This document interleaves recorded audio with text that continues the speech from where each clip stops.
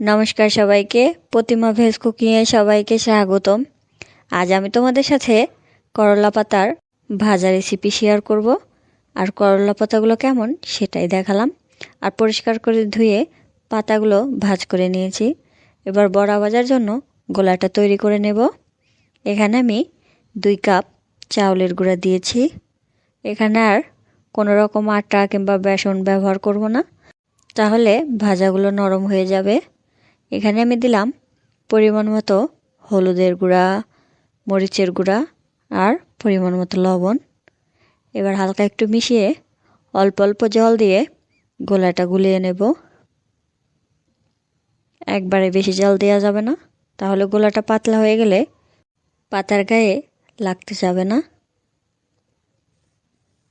এবার আর একটু জল দিয়ে দেব,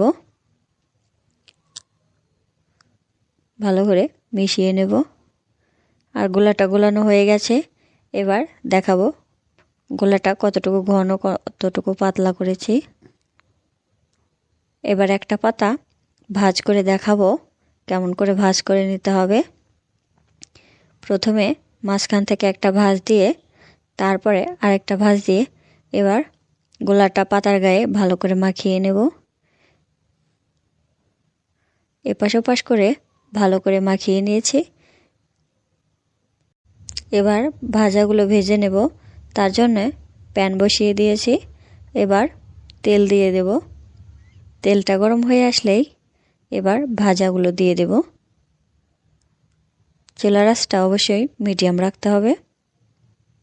ভাজা দেওয়া হয়ে গেছে, এবার উল্টে দেব। একইভাবে সবগুলোই উল্টে দিতে হবে। এভাবে উল্টে নিয়ে লাল লাল করে ভেজে নিলেই ভাজা হয়ে যাবে। করলা পাতার ভাজা তোমরা যদি কখনো না খেয়ে থাকো, আজকের এই রেসিপিটা দেখে একদিন বানিয়ে খেয়ে দেখবে।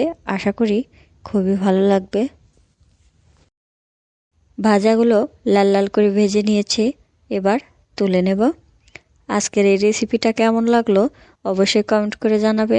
সবাই ভালো থাকবে, সুস্থ থাকবে। নমস্কার।